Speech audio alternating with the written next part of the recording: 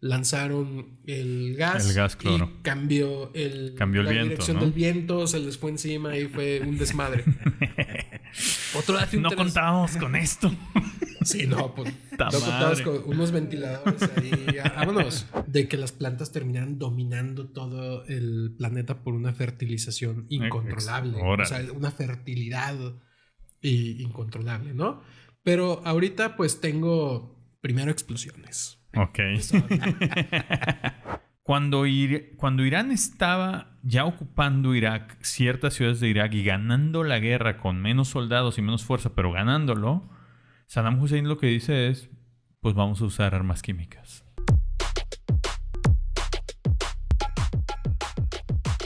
La explosión que destruyó el pueblo de Ludwigshafen am Rhein, Alemania, en 1913, tuvo su epicentro en el barrio de Pau, en la planta de la empresa BASF, la empresa química más grande de Alemania en esa época.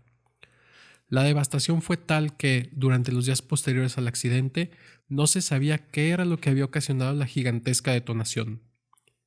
Posteriormente, algunos directivos y trabajadores de BASF que no estaban en Opao en este momento pudieron informar a las autoridades y periodistas. Muy probablemente lo que había ocasionado el estallido era un experimento que realizaban para producir nitrato de amonio, obteniéndolo del nitrógeno presente en el aire, mediante un proceso novedoso que ya había dado algunos resultados favorables en pequeña escala, el incipiente proceso Haber-Bosch.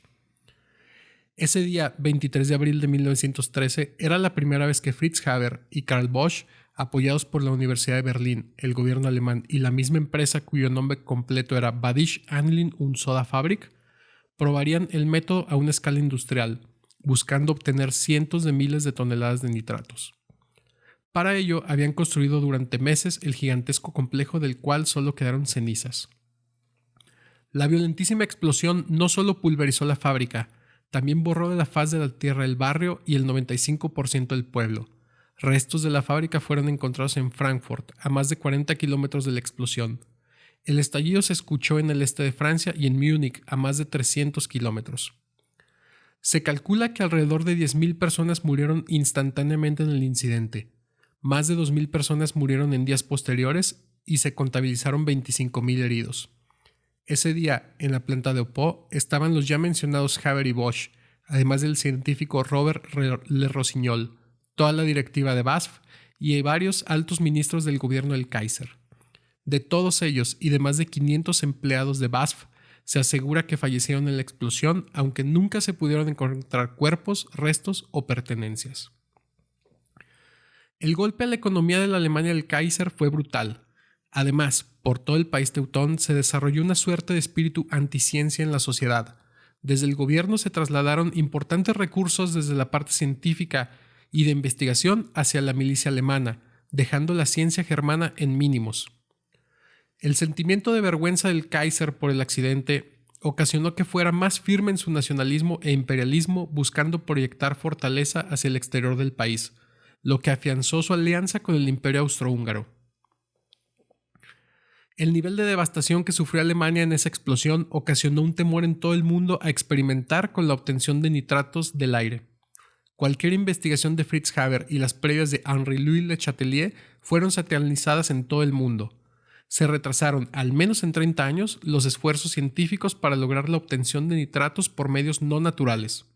De tal manera que, para obtener los valiosos nitratos y fertilizantes, la humanidad tuvo que seguir recurriendo a las fuentes habituales, las minas al norte de Chile, el guano de murciélago y la caca de pájaro.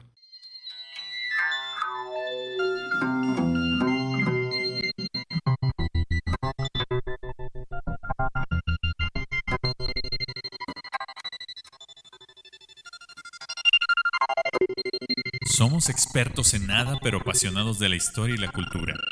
Fascinados por las posibilidades del tiempo, de la variabilidad, de la ficción y de todo lo que no pasó.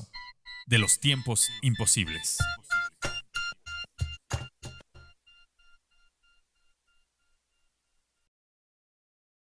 Bueno, pues hola a todos, queridos amigos, bienvenidos a este que es el segundo programa de Tiempos Imposibles, en el que creemos que el tiempo sí puede cambiar, o pues lo hacemos que cambie a fuerzas, o al menos aquí fantaseamos sobre los que hubiera sido si Yo soy Carlos Michel. Yo soy Tiempo Detenido. Y Pablo Hernández Mares. Y en nombre de los tres les damos la bienvenida a este segundo capítulo donde nosotros, que somos amigos, que no sabemos nada de ninguna cosa, nos inventamos muchas historias. ¿Cómo están, amigos? Pues bien, qué rápido pasó del episodio 1 al 2. Muy rápido. Una velocidad.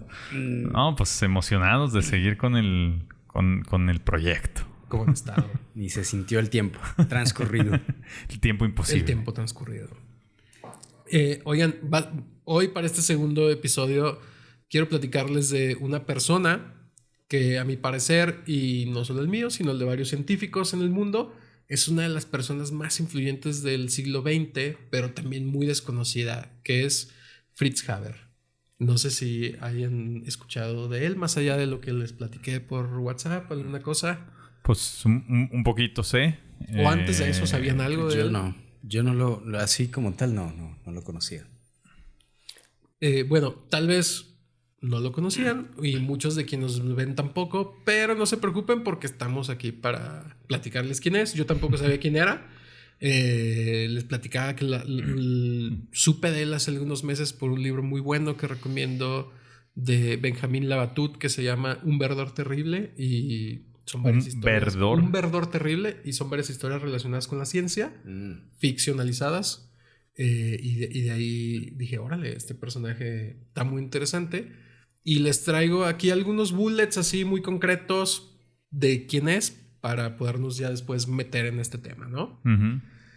Para empezar, Fritz Haber fue premio Nobel de Química, lo recibió en 1918. Final de la Primera Guerra Mundial. Sí, ¿por qué lo ganó? Porque inventó junto con Carl Bosch el proceso que lleva el nombre de los dos, que permite obtener nitratos desde el aire, que es un tema fundamental en la industria de los fertilizantes. Uh-huh. Además, este proceso, que es llamado Haber-Bosch, logró la obtención de explosivos mucho más potentes que el TNT, que es el de Nobel. Entonces ahí hay un paralelismo, ¿no? De premio Nobel, de la dinamita y el invento de este güey. Además, otra cosa bien interesante es que a Haber se le considera el padre de la guerra química por todos los inventos relacionados con gases que utilizó el ejército alemán en la Primera Guerra Mundial. Por ejemplo, el gas dicloro, que fue uno de los más utilizados, o clorín. Y él directamente supervisó su aplicación durante la batalla de Ypres en Bélgica. De hecho, se dice que estuvo a punto de morir porque lanzaron el gas cloro. Y cambió la viento, dirección, ¿no? Del viento, se les fue encima y fue un desmadre. Otro dato no contábamos con esto. Sí, no, pues no contábamos con unos ventiladores ahí. Vámonos. Otro dato interesante es que su esposa Clara también era científica, y justamente días después de la batalla de Ypres, donde él supervisa la aplicación del gas dicloro, ella se suicida con la pistola de él, que también era militar. Pues después de una discusión acerca de la utilización de la ciencia para fines militares. Y él, al día siguiente del suicidio de ella, parte al frente. ¿Le vale madre? Parte al frente a seguir revisando. A seguir matando. Además del dicloro, desarrolló los gases fosgeno y mostaza, que se utilizaron también ambos en la trinchera de la Primera Guerra Mundial. Y en otro montón, o sea, hasta en la Guerra del Golfo. En la de Irán-Irak. En la de Irán-Irak. Hubo un atentado en Tokio, ¿no? Con gas mostaza de una secta. Ese es sarín. Ese es sarín de la verdad suprema. Eso. Y otro dato también interesante de él. Él desarrolló un insecticida muy poderoso que se llamaba Ciclón A, que años después los nazis desarrollaron para convertirlo en el Ciclón B, que fue el que se utilizó para los asesinatos en las cámaras de gas en los campos de concentración. Entonces, pues ahí tenemos, ya saben, una fichita, ¿no? Sí, pero además a mí me gustaría añadir un tema, un ingrediente en la primer parte de la descripción de él, porque ahorita como lo que escuchamos pareciera que el tipo es mayormente malo, ¿no? Malvado, malévolo. Sin embargo, lo que él desarrolló de extraer el nitrato de amonio del aire es lo que probablemente nos permite comer por lo menos a 3,000 millones de personas en el mundo. O sea, la proyección de crecimiento de la humanidad era muy preocupante porque no se podía abastecer no había recursos alimenticios. Y pudo haber, gracias a que él desarrolló también este proceso. Entonces, como que primero hizo algo muy bueno y luego como que... Bueno, e hizo además algo bien loco. Como cualquier científico, no a todas les pega dentro de sus investigaciones. Él tuvo una teoría de que había suficiente oro por litro en el océano, en el mar, como ¿no? para intentar extraerlo. Y después de años de investigación y de pruebas y todo, se demostró que era inviable y él mismo tuvo que recular y decir, no, las cantidades que yo proyectaba no eran las que realmente existen, entonces es inviable. Entonces vamos a hablar sobre este personaje. Era un tipo apasionado de la ciencia. Sí. Fuera para bien, para el mal, pero él lo que quería era desarrollar sus ideas, ¿no? Y vamos a platicar un poquito sobre él en esta pregunta sobre qué le hubiera pasado al mundo si este personaje hubiera muerto en una explosión en 1913. Porque no se murió. Porque no se murió, vivió ahí Él vivió mucho tiempo. Sí. Lo que para nosotros es solo una charla entre amigos, los expertos lo llaman ucronía, que es plantear cómo sería el mundo si el resultado de un determinado evento histórico hubiese sido diferente. En pocas palabras, un ¿qué hubiera sido si de la historia del mundo? El exmilitar Timothy McVeigh fue abatido por la fuerza policial de Oklahoma cuando comenzó a lanzar granadas de mano contra el edificio federal Alfred P. Murray en Oklahoma City. Investigaciones policiales descubrieron un panfleto en su vehículo en el que acusaba al gobierno estadounidense de las masacres de Waco y Ruby Ridge sucedidas en años anteriores. Afortunadamente, no hubo víctimas fatales en el incidente. Entonces, quiero traer para ustedes algunos temas que están relacionados con esta ucronía, cosas que nunca hubieran pasado o al menos no hubieran pasado en la época que pasaron, porque creo que nos vamos a enfrentar mucho en este podcast a, igual se hubiera dado, ¿no? Sí, igual alguien más hubiera llegado por otro camino, alguien más está investigando. Además, hay precedentes sobre la investigación o el proceso Aberwatch. Depende también de otros, por eso también puse en la ucronía, bueno, que también se muera Robert Le Rossignol y todos ahí. Pero ya había algunas investigaciones previas, ¿no? Entonces, un tema interesante y que luego les voy a pasar la palabra para que lo desarrollen, son explosiones, accidentales o no, que no hubieran sucedido sin el nitrato de amonio, es decir, sin Fritz Haber. Para empezar, el 19 de abril de 1955, con 168 muertos, no es un ranking en orden de muertos, es un ranking aleatorio. En Oklahoma City, Estados Unidos, el atentado al edificio federal de Oklahoma por Timothy McVeigh y Terry Nichols, utilizando explosivos y nitrato de amonio. No sé si se acuerdan de ese atentado. Sí, por supuesto. Y es que además de es impresionante pensar en todas las implicaciones militares que sí tuvo el efecto de este señor vivo, ¿no? O sea, además de esa explosión y ese atentado que se murieron más de 150 personas, muchos años después de que él desarrolló ese proceso, o sea, también pues, podemos pensar en todas las aplicaciones de las armas químicas, ¿no? O sea, una de las cosas que a mí me impresionó mucho es que cuando desarrolló el gas cloro, este cuate, lo que él buscaba era que fuera más pesado que el aire para que lo soltara y se metiera a las trincheras y matara a todos adentro de la trinchera, ¿no? Entonces como que... Y eso se sigue usando. O sea, el gas mostaza, el fosgeno, el nitrato de amonio para explosiones. No sé en cuántas más haya estado involucrado, pero... Puta, este cuate... Pero al mismo tiempo lo piensas como... Pues él estaba defendiendo a su país, ¿no? Sí. Bueno, antes quisiera yo pensar que también para quienes nos escucha o nos ve, pues esta idea del nitrógeno puede sonar medio ¿what?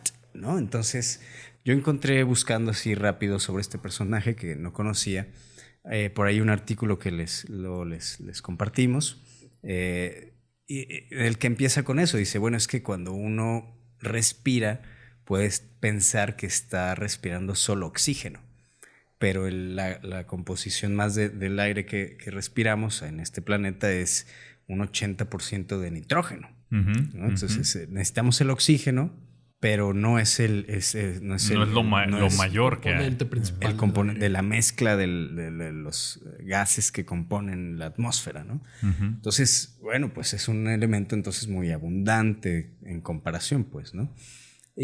Pero esta fijación a la tierra, pues la hacen algunas plantas, ¿no? Entonces el hacer esta, digamos, con este método, esta captación de este gas. Del nitrógeno. Pues suplió, digamos, a estas plantas que antes hacían ese trabajo naturalmente, ¿no? O esto que decías tú, pues, ¿no? Sí. En el guano, que es... Sí, que ni era suficiente y que ni las plantas eran suficientemente veloces para hacerlo, ¿no? Por eso necesitábamos algo... Y es un tema, creo que ahorita que pasemos al tema de la agricultura, es una locura. O sea, yo creo que es lo más importante, ¿no? Y en este artículo mencionaba que antes de él lo que se buscaban eran los huesos. En los huesos estaba ahí fijado el nitrógeno, o está, y entonces antes de él se exhumaban montones de tumbas y millones de esqueletos para pulverizarlos y con eso. De hecho, menciona algo del verde de Inglaterra, de los campos verdes. Sí. ¿Tiene algo que ver con ese libro? No, el libro tiene que ver con que al final hace una... Como una fantasía, el autor del libro, Labatut, de que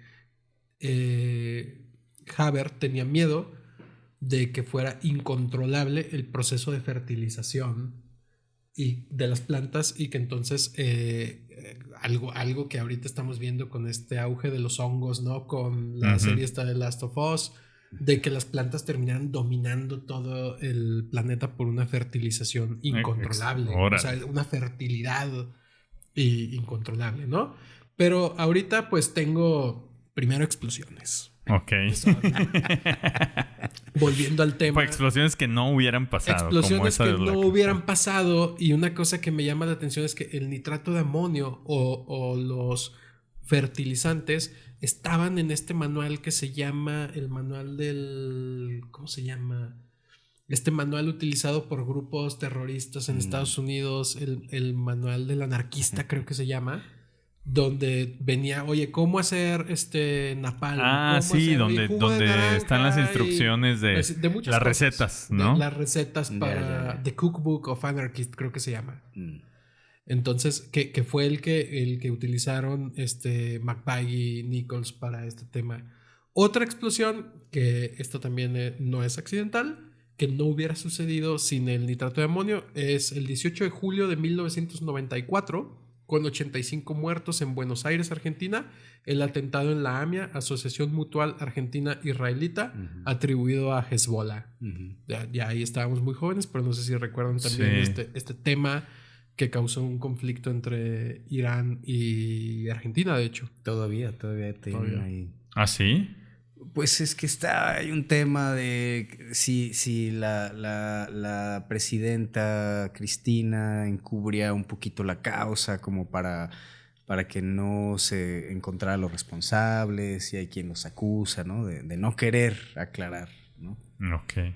Sí. Todavía ahora. Otro más antiguo, 16 de abril de 1947, con 581 personas muertas. En la bahía de Galveston, Texas, en Estados Unidos, es una explosión accidental de 2.100 toneladas de nitrato de amonio, que se considera la explosión más grande en Estados Unidos. Bueno, además de las pruebas atómicas en Trinity, esta de nitrato de amonio. ¿Y ese fue un accidente? ¿Eso un accidente totalmente, que me remite al siguiente que ¿Y les se voy a murieron platicar. más de 500 personas? Más de 500 personas.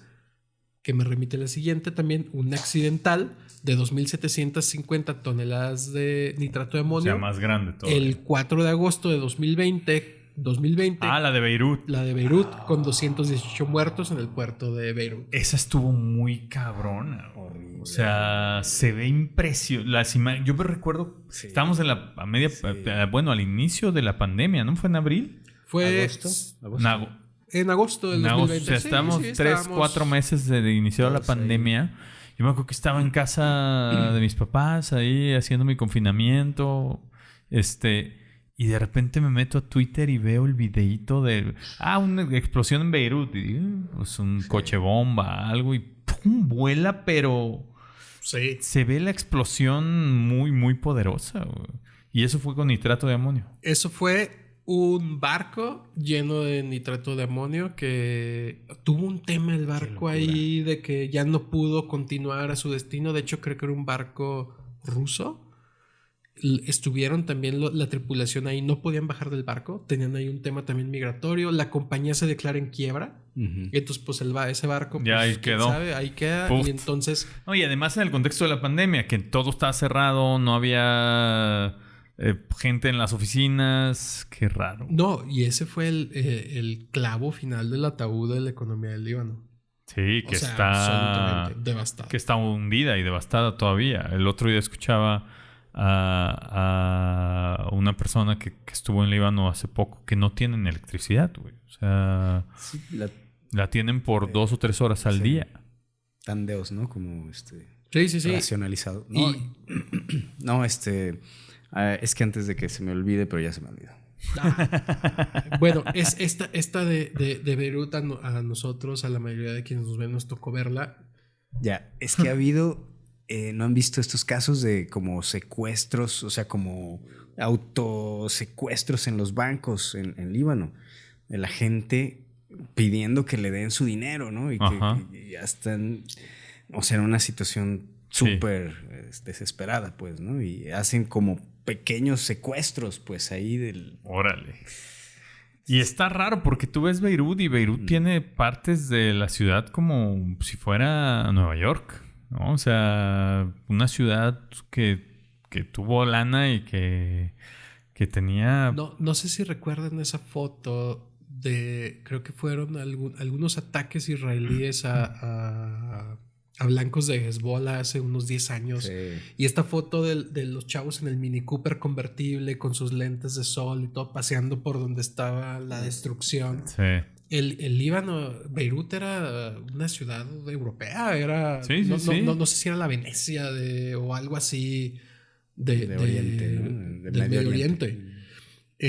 Y otra cosa de si recuerdan de esa explosión es el humo rojo. Ajá, el sí, humo se veía rojizo, que es el nitrato de amonio. Entonces es un barco de fertilizante que ahí vale madre, solo 218 muertos, pero se terminó de empinar la economía de un país. Sí. Entonces esa es otra explosión ahí famosa con nitrato de amonio. Y otra, que esto está interesante, 21 de septiembre de 1921, con 560 muertos, en Oppo, Alemania, explosión en la planta de BASF. O sea, sí explotó. Sí, en el 21. Explotó, hizo un desmadre, no hubo 10,000 muertos, hubo solo 560, pero la planta explotó en algún momento. Pues sí. O sea, es un material súper delicado de trabajar y súper explosivo, por eso se utiliza para atentados terroristas, sí, para armas de todo tipo. Sí. ¿Alguna vez en alguna fábrica, que ahora no recuerdo de qué era, pero era una cosa así muy galletas o papitas o no? Nos decían que cualquier material suficientemente pulverizado podría generar explosiones. ¿Ah, sí? Sí. Por la fricción. No recuerdo cómo nos explicaron, pero en cierta concentración, o sea, eran cálculos, pues, ¿no? O sea, sí. Por metro, no sé tanto. Explosiones con galletas María. Ay, Gamesa, explosión Gamesa. No, y también, pues... Ríanse. Explosión taquis explosivos. De ahí viene eso. Y también las que eran con este líquido, pues con el precursor de la dinamita, ¿no? O sea, lo que hace este Nobel es que la puede hacer más segura en un polvo. Ya. Pero era líquido. No sé si recuerdan esta película de El salario del miedo, que tienen que llevar una caja de dinamita a un pozo petrolero que está... Porque los pozos petroleros, cuando se ponían en llamas, era con una explosión gigantesca que lo apagaba. Entonces, tienen que llevar en unos camiones por carreteras de Centroamérica. Imagínate una cajita con dinamita, un desmadre, ¿no?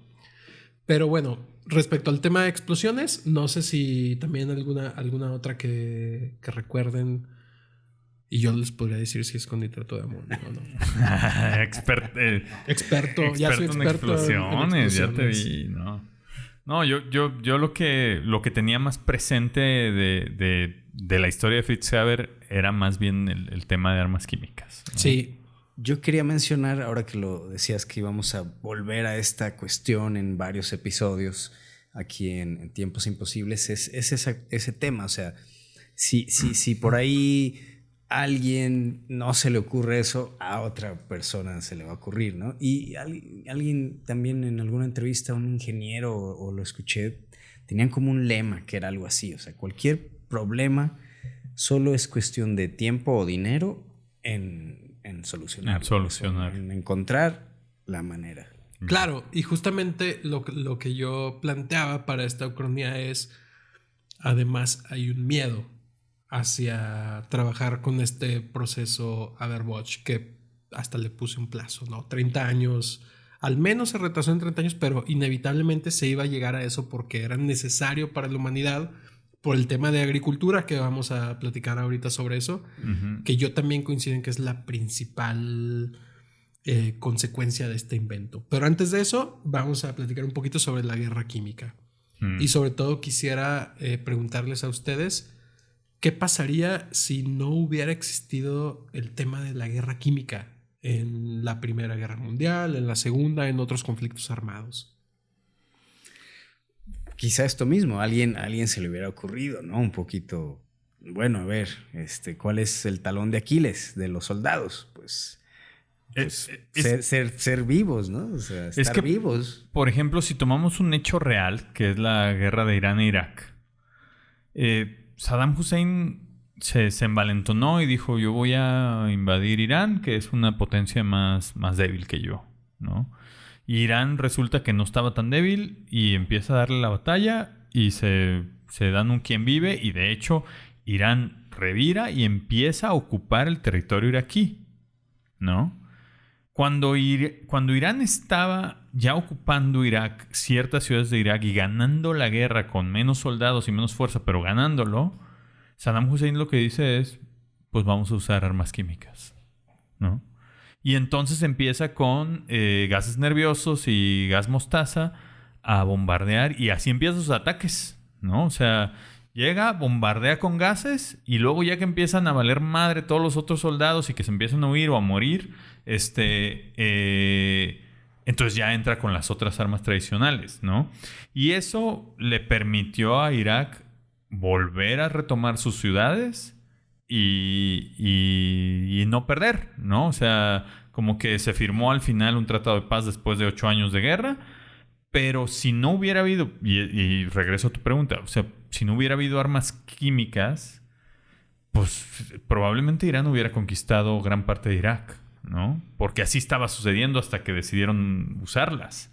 Entonces probablemente la Primera Guerra Mundial y las dos guerras mundiales, pues hubiera sido un resultado muy distinto si Alemania no podría haber usado esas armas, porque Alemania, cuando empieza a usar el gas cloro contra sus enemigos en el frente de Occidente, pues empieza a ganar esos frentes que ya los traía medio perdidos. Oye, pero empieza a ganar esos 3 kilómetros que esa guerra se movía en... Bueno, empieza a no perder, ¿no? Porque sí, ya estaban bastante...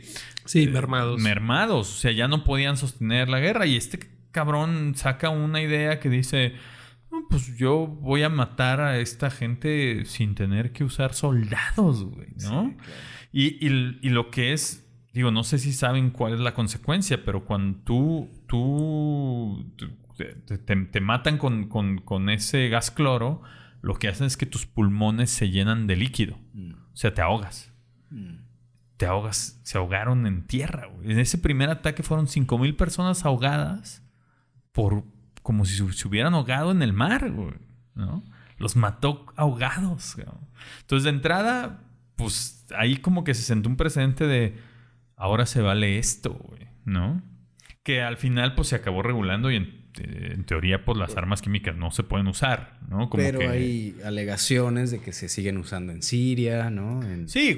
Ahora Ucrania, había ahí temores de que se estaba haciendo. Sí.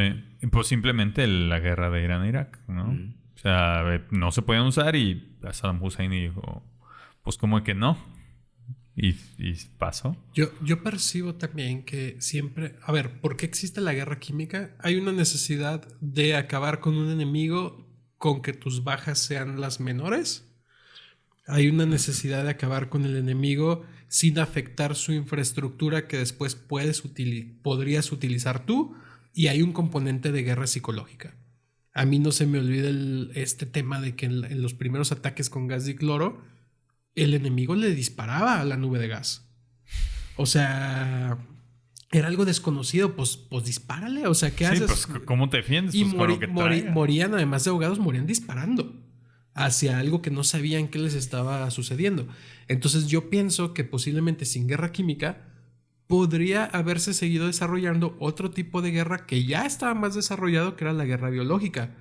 O sea, en las mismas guerras medievales con catapultas aventaban cadáveres con peste hacia adentro de las ciudades, que era una especie también de guerra biológica. Entonces, si no se puede matar de esa forma química porque no existe, pues entonces seguir por otro camino, que sería tal vez el biológico. No sé, por ahí qué piensan de eso. Pues a mí me viene mucho la imagen de la máscara, ¿no? Sí, que también las desarrolló este señor, ¿no? Fritz Haber. Entonces, ese es el terror psicológico también, pues, ¿no? O sea, sentir que empieza a entrar una nubecita por abajo de la puerta, ¿no? O sea... Es que es muy cabrón. No sé si saben, pero el gas mostaza, cuando estás expuesto a él, no tienes efectos hasta 12 o 24 horas después. O sea, tú no supiste y el gas mostaza puede no tener color ni olor. O sea, lo tiene para este efecto de que sepamos que hay, ¿no? Pero pueden atacar sin olor y sin color. Y soltaron unas bombas que soltaron algo que nadie vio. Y 24 horas después estás lleno de ampollas por dentro, ¿no? Y hay una necesidad sobre esto que platicaba de no destruir la infraestructura del enemigo, que es lo que hace que después se desarrolle la bomba de neutrones. O sea, porque la bomba atómica destruye y deja todo destruye radiado. todo. Entonces... destruye hasta el futuro, ¿no? O sea, entonces, ¿qué hacemos? No puedes seguir ahí. ¿Cómo hacemos un arma que no destruya la infraestructura? Y entonces la respuesta es la bomba de neutrones. O sea, no destruye la infraestructura y eso también está súper cabrón. Una cosa también derivado del tema de la guerra química que quiero platicarles con ustedes, y ya lo mencioné, sobre el ciclón B. Oigan, pues el Cyclone B o ciclón B, una derivación del ciclón A, que fue un invento de Fritz Haber. De Don Haber. Que además, antes de entrar a este tema, quisiera platicarles que Fritz Haber era judío. Sí.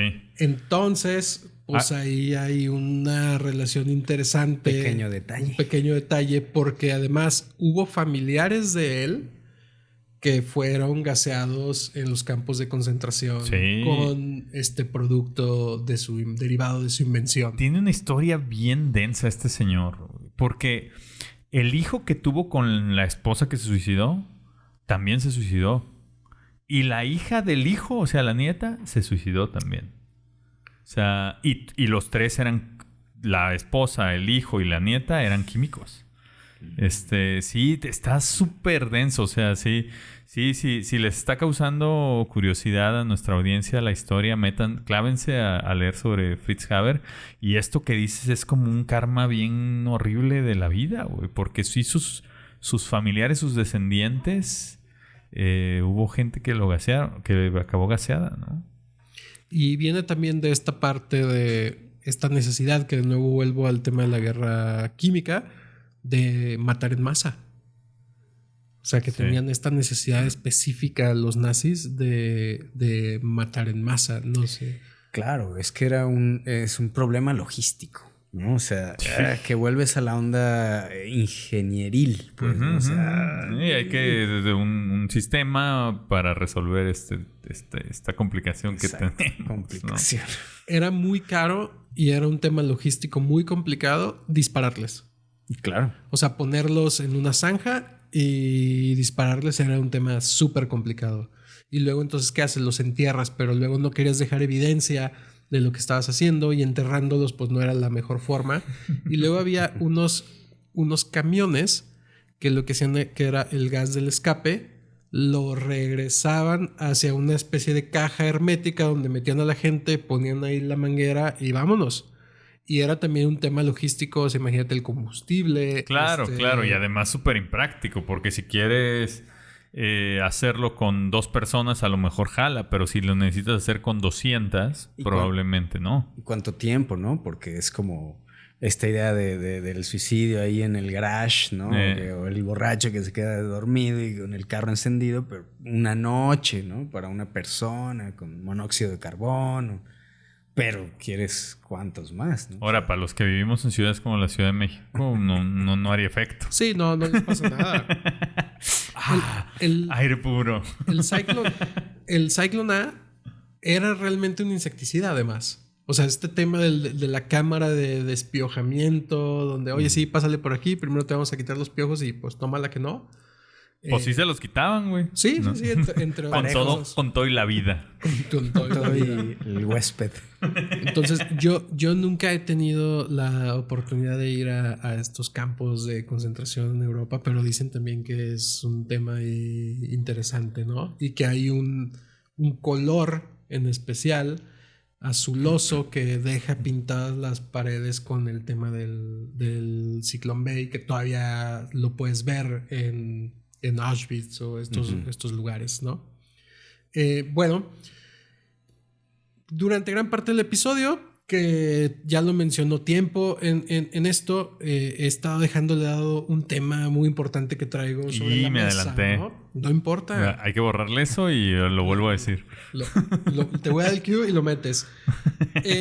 Porque son muy llamativos todo este tema de explosiones y guerra química y todo. Pero lo que creo y coincidimos que el gran tema o lo muy importante sobre la invención de Fritz Haber son los fertilizantes artificiales. Entonces, antes de Fritz Haber, la agricultura había pasado por muchos procesos milenarios lentísimos. Esto que mencionabas, por ejemplo, de los huesos, pero por ejemplo había otros que era el barbecho, que es decir, cultivo. Dejo la tierra descansar por 2 o 3 ciclos y luego vuelvo a cultivar, o rotación de cultivos, o incluso hacer uso mixto con la ganadería, ¿no? Cultivo y luego ganadería y luego vuelvo a cultivar. Y estos fertilizantes naturales, estiércoles y otros tipos, restos humanos provenientes de distintas partes, por ejemplo, de las tumbas de Egipto. También otro bien interesante son restos de bisontes. O sea, ¿sí? De estas masacres de búfalos en Estados Unidos, pues los restos, los huesos, todo para fertilización. El guano de murciélago, la caca de pájaro y las minas de fosfatos en Chile. Sí, yo sabía de la situación de las cacas. Entiendo que de donde más podían extraer era en unas islas que están a la altura de Perú, ¿no? De hecho, que le corresponden a Perú. Pero pues imagínate la bronca logística de llevar cacas de pájaro ahí milenarias a donde las tengan que llevar, y además son insuficientes, ¿no? O sea, Sí, sigue siendo un recurso no renovable. Que caguen más los pájaros. Hubo una guerra, creo que se llamaba Guerra del Guano, creo que fue entre Chile, creo que fue entre Chile y Perú, y era justo sobre ese tema. Mira, ya. Entonces, algunos datos importantes acerca del uso de los nitratos en la... Ahí nada más para agregar ahí, no recuerdo cuál era, cuál es exactamente el valor. Pero para que se den una idea de lo valioso que eran las cacas de pájaro o el guano, hubo un tiempo en que podías cambiar 2 kilos de caca de pájaro por medio kilo de oro. Ay, güey. Así de valioso. O sea, de la caca que tenías que tener. O sea... No, tengo mi periquito tiki y cagó, voy juntándolas. No, güey. O sea, de estas cacas en estas islas que les digo, güey. O sea, sí era algo así. O sea, era sumamente valiosa la caca de... No, bueno, y pájaro. además el problema logístico de la transportación. O sea, llévalo a donde lo tengas que llevar. Sí. Entonces, ese tema era... A ver, y volviendo a este tema, que algo que ya se había mencionado... Se considera que actualmente la alimentación de más de la mitad de la población humana depende de alimentos fertilizados con fosfatos. O sea, es brutal la importancia que tiene en el tema de la alimentación. Y respecto a la explosión demográfica, los fertilizantes nitrogenados la permitieron porque hubo más alimento disponible. Era un gran problema a principios del siglo XX el cómo poder sostener las tasas de natalidad con la producción agrícola disponible en ese momento. Para que se den una idea, en el siglo XX crecimos de 1.700 millones de personas a 7.000 millones en un siglo. Sí. Y se considera que es producto directo del tema de fertilizantes. Fritz Haber. Ahora, cuando necesitabas más comida, ¿qué necesitabas inmediatamente? Tierra cultivable. Entonces, el proceso Haber-Bosch multiplicó en muchísimo la producción agrícola con un mínimo aumento de las tierras cultivables.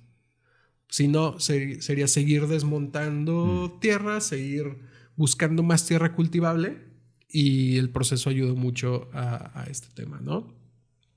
Otro dato bien interesante es que actualmente la producción de fertilizantes con el proceso Haber-Bosch consume el 1% de toda la energía del mundo. Solo el 1%. Sí, pero el 1% de toda la energía disponible en el mundo es para poder hacer fertilizantes. O sea, es muchísimo. Sí, es muchísimo, pero alimenta la mitad de la población, ¿no? ¿Qué dices? Pues... O sea, en realidad no es mucho, ¿no? Porque, o sea, desde esa perspectiva dices, pues, si el 1% de nuestra energía es para mantenernos vivos a la mitad. Ahora, ¿quién sabe si la ucronía hubiera sido que Fritz Haber se muere todavía antes y no logra ni formular este proceso? Sí. Pues quién sabe cómo hubiera sido el crecimiento demográfico de la humanidad. Porque probablemente hubiera seguido a un ritmo mucho más lento y seríamos 3,000 millones ahorita en vez de 8,000, ¿no?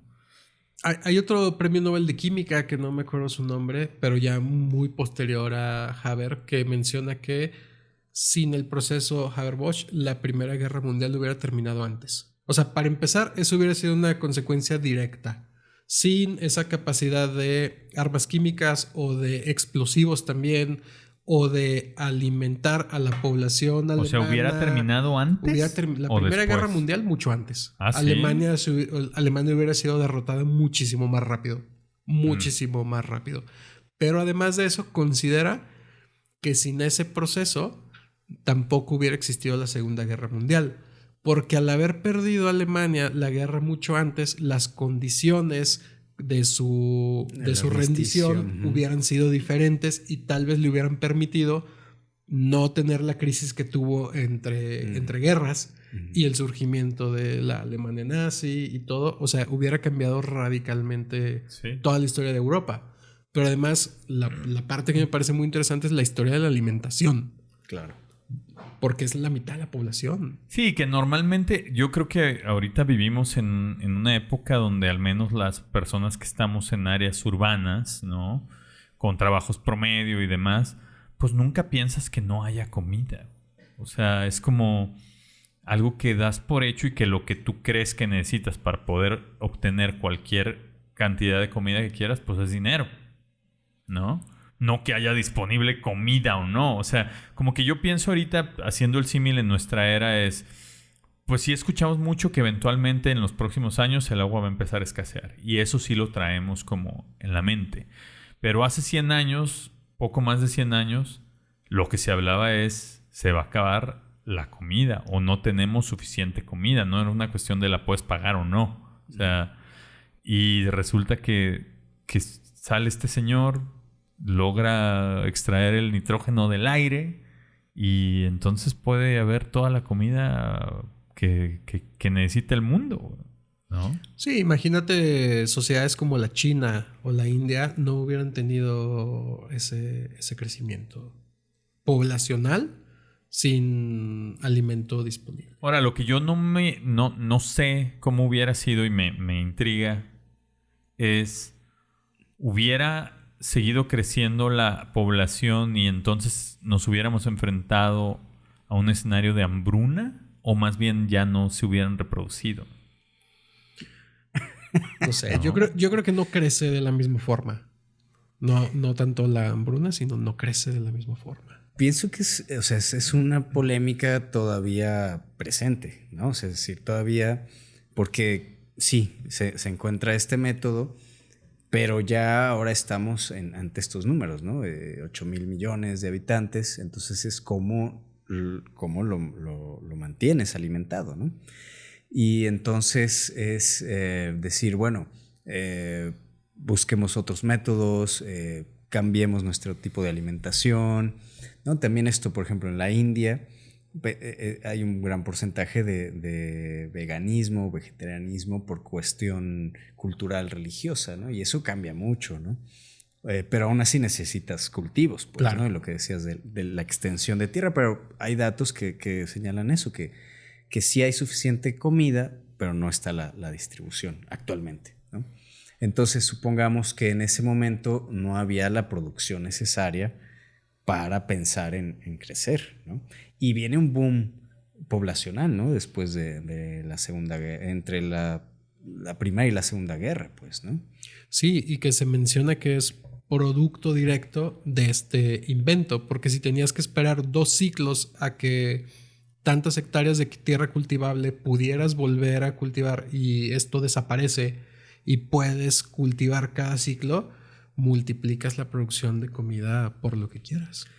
Claro. Ahora, por ejemplo, yo me hace pensar 2 cosas. Una es este tema de Carl Sagan decía en uno de sus libros que, no sé, en los 80s que lo escribe, dice, por lo menos en Estados Unidos la mitad de los científicos trabajan o han trabajado o han colaborado con el Estado y en su gran parte con el Departamento de Defensa, ¿no? Entonces, esta idea de que la ciencia no es como neutral, pues, ¿no? No es como pulcra, pues, ¿no? Y santa o santificada, pues, ¿no? O sea, tiene intereses también nacionalistas, políticos, ¿no? Económicos. Y el tema otro es que hace tiempo que hice un artículo sobre el maíz criollo en México, me planteaban eso, ¿no? Me decía este agricultor que era pues agroecológico, ¿no? Entonces decía, bueno, mira, mi hectárea, mira cómo tengo yo aquí esta parte de maíz, pero tengo chía, pero tengo por este lado otros árboles y lo primero que hice fue plantar 1,000 árboles para que poder tener agua, ¿no? Y ve a mis vecinos, ¿no? Y entonces de la azotea de su casa se veían sus vecinos, decía, todos ellos están cultivando monocultivo también de maíz, pero es una completa de solo maíz, pues, ¿no? Uh-huh. Con fertilizantes y con semillas, ¿no? Modificadas, pues, ¿no? O preparadas, y entonces usan estos insecticidas y ahí se veía, ¿no? pero me decía que había un problema con esa idea de la productividad exponencial, que no era tan así, porque la primera cosecha sí era impresionante, ¿no? De sacar 1 tonelada sacabas 2, entonces para ellos sí representaba un exceso, ¿no? Claro. Pero ya la tercera no salía tanto y la cuarta menos, y ya estaban endeudados con las semillas y con los fertilizantes porque son, Sí, no son deben gratis, ser carísimos, ¿no? Entonces era una trampa, me planteaba, pues, ¿no? Sí, que ese tema, a ver si en algún momento se les ocurre una ucronía o alguna historia sobre esto, porque el tema de la agricultura, de las semillas genéticamente modificadas, que luego no producen semillas para que tú no puedas luego utilizarlas para seguir cultivando, tienen patente, es un tema súper interesante también. Otro dato es que se cree que actualmente el 50% de los átomos de hidrógeno en nuestros cuerpos son creados de forma artificial. ¿El cuánto por El ciento? 50% de los átomos de hidrógeno o sea, en somos nuestro cuerpo 50% artificiales. son producidos de forma artificial. O sea, para que vean la importancia de el tema de Haber-Bosch. Y por último, uno que me parece interesante respecto a ver qué va a pasar en un futuro. Una gran cantidad de fertilizantes nitrogenados o fosfatos, ¿dónde creen que terminan? En el océano. En el océano. Sí, claro. Sí, terminan en el agua. Sí. Ese es un tema también que se ha visto bueno, acá en Cajititlán, aquí para los locales, es una laguna cerca de Chapala, pero no es... mucho más chica. Ajá, y es... ¿cómo se llama? Bueno, es como una cazuela, ¿no? De hecho, es el nombre prehispánico, o hace referencia a eso. O sea, es endorreica, creo que es el término. O sea, escurre, ¿no? Pero no sale a ningún lado, ¿no? O sea, sí. Chapala sí se alimenta y sigue, ¿no? Pero bueno, el tema es que esos escurrimientos arrastran todos los fertilizantes. Y eso estaba generando una explosión, lo que decían ahorita, de la fertilidad de las plantas, que entonces se absorben el oxígeno, y por eso hay estas mortandades de peces que aparecían así de un día para otro, 1000 muertos, ¿no? Flotando ahí. Sí, ese es un proceso que se llama eutrofización. Eutrofización. Y es un desarrollo masivo de algas y de plantas de todo tipo que terminan por ahogar todas las formas de vida en esos... y eso se provoca por los fertilizantes en el mar o en los cuerpos de agua. Está asociado, pues. Sí. Y es como lo del sargazo, ¿no? También. Sí. Que se cree también que hay una relación, ¿no? Sí, o sea, hay un balance en la tierra respecto a cómo las plantas marinas obtienen su fertilización natural, y de repente esto se desbalancea porque básicamente hay fertilizante en el agua. Y entonces lo agarran las plantas y empiezan a crecer a lo güey y terminan absorbiendo todo. Que es un proceso que quién sabe para dónde vaya ese a parar. Ahora que mencionas también del tema futuro, me hiciste pensar en la situación de Ucrania y de Rusia, que quién sabe cómo vaya a desenvolverse esa situación, porque el este de Ucrania y gran parte de una franja de Rusia, ahí se concentra la mayor, o no la mayor, pero un gran porcentaje de la producción de trigo para el mundo. Sí. O sea, como el 30-34% del trigo del mundo sale del este de Ucrania y como de una franja en el oeste de Rusia. Y ahorita esa parte pues ya... pues no se está haciendo los cultivos. Está en guerra, las tierras ahí están dañadas. O sea, quién sabe, ahorita no lo hemos notado creo que en ningún lugar, al menos no lo he visto yo en noticias ni nada, pero si el conflicto sigue, seguramente en algún punto va a haber una escasez de trigo o de sus productos derivados fuerte, ¿no? Sí, no, se le consideraba a Ucrania el granero del mundo. Y en la Segunda Guerra Mundial también era uno de los objetivos de los alemanes llegar a esta parte y a las partes también petrolíferas del Cáucaso y todo esto. pues entre que nos llenemos de fertilizantes artificiales en el agua o en las plantas, o estos temas como lo de Ucrania, pues quién sabe qué vaya a pasar, ¿no? También con el tema alimentación. O esto también de que pues tal vez sí hay suficiente y solo no hay distribución. Bueno, el tema también como la industrialización de la agricultura, pues, ¿no? O sea, la producción en serie de alimentos. Sí, o de comidas que ni siquiera son reales. No sé si vieron que hace, no recuerdo cuántos años fue, pero hace poco, de la primera hamburguesa que se imprimió. Ah, sí, sí. ¿No? Y que dices, pues, ¿para dónde va eso también? O sea, vas a llegar al McDonald's y vas a imprimir tu hamburguesa y tus papas y quién sabe de qué sean, ¿no? A lo mejor vas a ver a eso, pero probablemente no es el alimento tal cual, ¿no? Híjole, o el tema de, no sé si ubican este startup que se desarrolló este producto que se llama Soylent, que está, o sea, el nombre está inspirado en esta película de ay, güey, ¿cómo se llama? El de la NRA, el del rifle de From My Dad. Ah, sí, Charlton Heston. Charlton Heston. Sí, no sé si se acuerdan de esta película futurista donde en el futuro hay unas galletas verdes y que son hechas con cadáveres. Ahora. Y existe este alimento que se llama Soylent, que es un batido que tiene, se supone, todos los nutrientes necesarios para que tú puedas comer eso diario. Ok. Y entonces yo, como guácala, ¿no? Pero luego empiezas a leer sobre ellos y lo que dicen es, a ver, en tu vida diaria andas en chinga, andas todo el día en putiza, no tienes tiempo para hacer de comer ni para ir a un restaurante o lo que sea, y muchas veces no tienes ni la cabeza para eso. Sí. Entonces, tenlo en tu oficina, tenlo en tu casa, come eso que ya sabes que vas a comer y disfruta la comida cuando sí realmente cuando puedas. Tengas ese antojo de quiero una carnita, no sé. Sí. A mí se me hizo interesante.